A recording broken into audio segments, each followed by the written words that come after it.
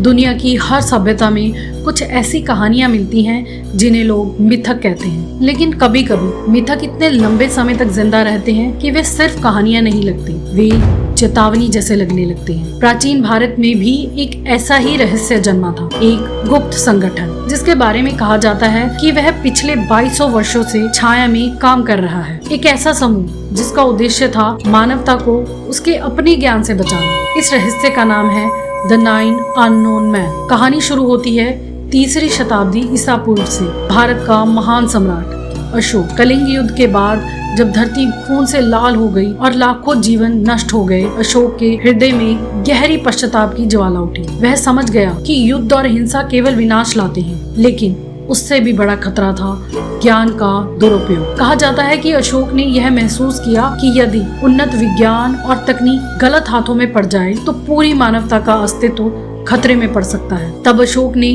अपने सबसे बुद्धिमान सलाहकारों को बुलाया और उन्होंने एक गुप्त समाज की नींव रखी। इस समाज का नाम था 9 अज्ञात पुरुष, यानी 9 अननोन मैन। इन 9 लोगों को सौंपे 9 गुप्त ग्रंथ। हर पुस्तक एक ऐसे विषय पर आधारित थी जो दुनिया बदल सकती थी। पहली पुस्तक थी प्रोपेगेंडा एंड साइकोलॉजिकल वॉरफेयर, लोगों की सोच को नियंत्रित करने की कला। कैसे शब्द हथियार बनते हैं, कैसे अफवाहें सरकारें गिरा सकती हैं, कैसे भीड़ बिना जाने नियंत्रित हो सकती है। कुछ कॉन्स्पिरेसी थ्योरिस्ट मानते हैं आज की मास मैनिपुलेशन टेक्निक्स उसी ज्ञान की आधुनिक छाया है। दूसरी पुस्तक थी फिजियोलॉजी, मानव शरीर का पूर्ण रहस्य। कहा जाता है इसमें ऐसे प्रेशर पॉइंट्स और टेक्निक्स थी जो शरीर का उपचार भी कर सकती थी और विनाश भी। कुछ लोग इसे प्राचीन मार्शल आर्ट्स और नर्व अटैक थ्योरी से जोड़ते हैं। तीसरी पुस्तक माइक्रोबायोलॉजी, यह शायद सबसे डरावनी थी। किंवदंती कहती है जब दुनिया बैक्टीरिया और वायरसेस को जानती भी नहीं थी, तब इस पुस्तक में सूक्ष्म जीवों का ज्ञान मौजूद था, यानी बीमारियां कैसे फैलती हैं और उन्हें कैसे रोका जा सकता है।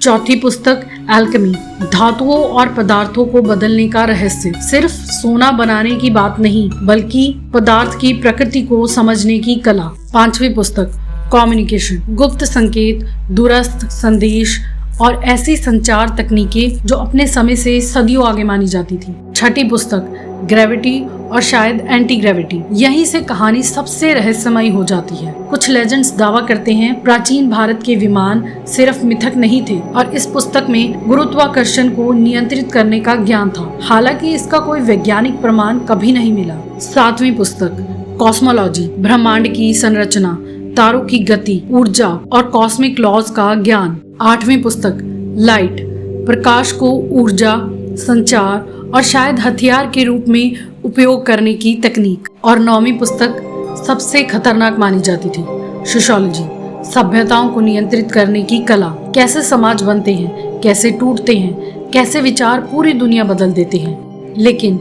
सबसे रहस्यमय बात यह थी इन 9 लोगों की पहचान हमेशा गुप्त रखी गई। कोई नाम नहीं, कोई चेहरा नहीं, कोई रिकॉर्ड नहीं। कहा जाता है जब कोई सदस्य बूढ़ा हो जाता तो वह अपना ज्ञान एक नए चुने हुए व्यक्ति को सौंप देता। इस तरह द 9 अननोन मैन कभी समाप्त नहीं हुए। अब सबसे जरूरी सवाल, क्या इसका कोई सबूत है या यह सब झूठ है? सन 1923 एक अंग्रेज लेखक टैलबॉट मुंडी ने एक उपन्यास लिखा जिसका नाम था द 9 अननोन। यह एक काल्पनिक कहानी थी।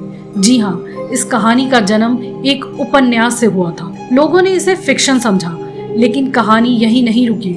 1960 में लुई पॉवेल और जैक्स बर्जियर ने द मॉर्निंग ऑफ मैजिशियंस प्रकाशित की, एक ऐसी किताब जिसने अकल्ट साइंस, हिडन सिविलाइजेशंस और सीक्रेट नॉलेज की थ्योरीज को लोकप्रिय बना दिया। और इसी किताब में उन्होंने 9 अननोन मैन को सिर्फ कल्पना मानने से इनकार किया। उन्होंने दावा किया कि 9 अज्ञात कोई काल्पनिक कहानी नहीं है, बल्कि वो असल में मौजूद है। उन्होंने दावा किया कि शायद इतिहास के कुछ महान लोग इस गुप्त ज्ञान से जुड़े थे। यहाँ तक कि पोप सिल्वेस्टर द्वितीय का नाम भी सामने आया। कहा जाता है कि 999 ईस्वी में पोप बनने से पहले वह इन 9 अज्ञात में से एक व्यक्ति से मिले थे, सिल्वेस्टर द्वितीय। एक ऐसा व्यक्ति जिसे उसके समय के लोग जादूगर तक समझते थे, क्योंकि उसका ज्ञान उस दौर के लोगों की समझ से बहुत आगे था।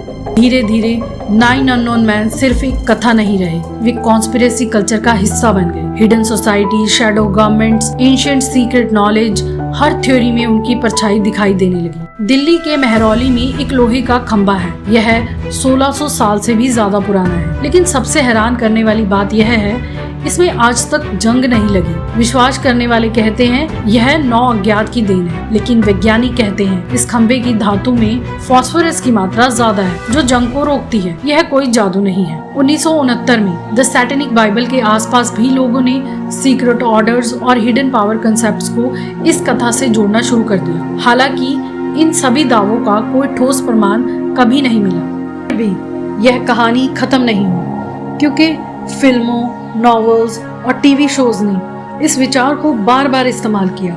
यहाँ तक कि हीरोज जैसे शो में भी ऐसे लोगों की कहानियां दिखी जो दुनिया के पीछे छुपकर काम करते हैं। इतिहासकार कहते हैं सम्राट अशोक के जितने भी शिलालेख, स्तंभ और चट्टानें आज तक मिली हैं, उनमें से किसी में भी 9 अज्ञात का कोई जिक्र नहीं है। अब एक और बात सोचिए, अगर यह समाज सच में छुपा हुआ है तो वह कभी भी कोई सबूत नहीं छोड़ेंगे। यही बात इस कहानी को इतना दिलचस्प बनाती है। आप ना तो यह साबित कर सकते हैं कि यह सच है और ना ही यह साबित कर सकते हैं कि यह झूठ है। कुछ लोग कहते हैं कि दूसरे विश्व युद्ध के समय हिटलर ने इस समाज की एक किताब ढूंढने की कोशिश की थी। उसने अपने वैज्ञानिकों को तिब्बत और भारत भेजा था। कहानी यह है कि हिटलर 7वें अज्ञात तक पहुंच गया था, लेकिन उससे आगे नहीं जा सका। अगर यह सच है तो ये 9 लोग अभी इसी वक्त हमारे आसपास कहीं मौजूद है और हम में से कोई उन्हें पहचान नहीं सकता।